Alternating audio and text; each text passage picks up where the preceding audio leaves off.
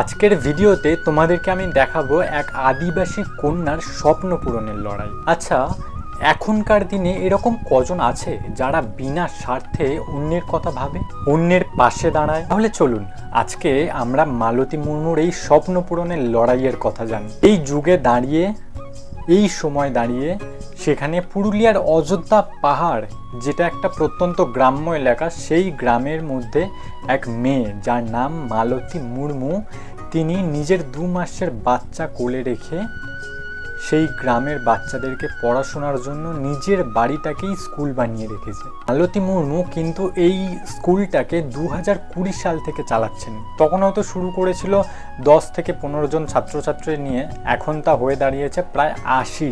ভাবতে পারছেন, একটা মহিলা যিনি 2 মাসের একটা বাচ্চা কোলে নিয়ে নিজের বলে, নিজের সম্বলে সব কিছু করছে, একটা গোটা স্কুল নিজের ঘরকে বানিয়ে দিয়েছে। পুরুলিয়া জেলার অযোধ্যা পাহাড়, আমরা কিন্তু প্রায়শই এখানে ঘুরতে যাই, আমরা ট্যুরিস্ট হিসাবে যাই এখানে। সেই জায়গারই একদম যে অযোধ্যা পাহাড়ের হিল টপ, তার থেকেও 25 কিলোমিটার দূরে এই গ্রাম।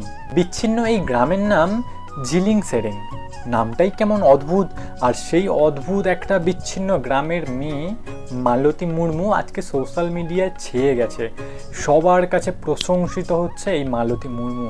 তার কারণ তো তোমরা দেখতেই পাচ্ছ, তোমরা শুনতেই পাচ্ছ যে একটা মহিলা হয়ে এরকম একটা সিচুয়েশনে দাঁড়িয়ে গোটা গ্রামের বাচ্চাদেরকে তিনি শিক্ষা প্রদান করছেন, শিক্ষার আলোয় আলোকিত করছেন। এই ফ্রিতে শিক্ষাদানের যে জার্নি, সেটা কিন্তু এতটাও সহজ ছিল না। কারণ ফ্রিতে শিক্ষা বা ফ্রিতে কোথাও পড়াচ্ছে শুনলে আমরা কিন্তু ব্যাগপত্র গুটিয়েই কোথাও চলে যেতাম না। কারণ পড়াশোনা থেকে সবারই একটু দূরত্ব বজায় রাখতে ভালো লাগে, একটু ফাঁকি মারতে ভালো লাগে। বাট মালতী মুর্মু নিজে ছাত্রছাত্রীদের, বাচ্চাদের বাড়িতে গিয়ে তাদেরকে বোঝাতেন, তাদেরকে নিজে নিয়ে আসতেন। আস্তে আস্তে শুরু করেছিলেন মাত্র 5 থেকে 6টা ছাত্রছাত্রী নিয়ে। তার আশেপাশের বাড়ির যারা পরিবারের মধ্যে থাকে বা পার্শ্ববর্তী যারা বাড়িতে থাকে, তাদেরকে নিয়েই কিন্তু এই প্রথম শুরু করেছিলেন 5 থেকে 6টা ছাত্রছাত্রী নিয়ে। তারপরে আস্তে আস্তে তিনি সবার বাড়িতে যান, সবার গ্রামে গ্রামে গিয়ে ডেকে ডেকে এখন তার ছাত্রছাত্রীর সংখ্যা হয়ে দাঁড়িয়েছে 80। এক কথায় কিন্তু আমরা বলতে পারি এই গ্রামের স্বয়ং সরস্বতী দেবী মালতী মুর্মু। কারণ যেখানে এইখানকার বাচ্চারা, যাদের বাবা মারা ভেবেছিল যে আমরা যা করছি আমার বাচ্চারাও তাই করবে, জঙ্গলে যাবে, কাঠ কেটে আনবে, বা ছোটোখাটো একটা দোকানে ব্যবসা বাণিজ্য করবে, ওর দোকানে কাজ করবে, এর দোকানে কাজ করবে, বাট মালতী মুর্মু এই চিন্তাভাবনাটাকে সরিয়ে দিয়ে গ্রামের মধ্যে একটা শিক্ষার আলো ফুটিয়ে তুলেছে। যার ফলে হয়তো কিছু ছাত্রছাত্রী পরবর্তীকালে কোনো বড় একটা জায়গায় সরকারি চাকরি করতে পারে, বা কেউ নিজের ব্যবসা বাণিজ্য বড় করে খুলতে পারে, কেউ আবার মালতী মুর্মুর মতনই শিক্ষিকা হতে পারবেন।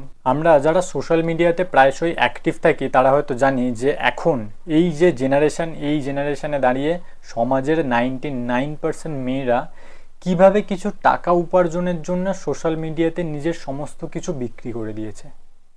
তাদের কাছে কোনো ট্রোলিং নয়, কিচ্ছু নয়, সোজা সাপটা অ্যান্সার আর ওষুধ হচ্ছে এই মালতী মুর্মু। ওনারা শুধু দেখুক এই মহিলাটাকে আর নিজে নিজে ভাবুক যে উনি কোথায় দাঁড়িয়ে কি করছেন, আর ওনারা কিভাবে কোন জায়গায় দাঁড়িয়ে কি করছে। দুজনের মধ্যে জাস্ট একটা কম্প্যারিজন করলেই বোঝা যায় যে ভারতের দুটো ডিফারেন্ট মহিলা ক্যাটাগরি। সত্যি স্যালুট এই দিদিভাইকে। আর আমার কাছে যদি কখনো সময় থাকে, আমি কখনো যেতে পারি আবার পুরুলিয়াতে, যতই কষ্ট হোক আমি এই স্কুলটাতে একবার যাবই, নিজের চোখে দেখবো এই স্কুলটাকে, খুব ইচ্ছে। আর আপনাদেরকেও বলছি, যদি কখনো পুরুলিয়া শহরে যান অবশ্যই এই দিদির স্কুলে দেখা করবেন। দিদিকে যদি পারেন স্কুলটাকে আরও ভালো করতে, আরও বড় করতে সাহায্য করবেন, এটুকুই সবার কাছে। আর এরকম আরও ইনফরমেটিভ ভিডিও পেতে গেলে আমার চ্যানেলে ফলো করে দিও যদি ফেসবুক থেকে দেখে থাকো, আর সাবস্ক্রাইব করে দিও যদি ইউটিউব থেকে দেখে থাকো। টাটা বাই বাই, দেখা হচ্ছে পরের ভিডিওয়ে।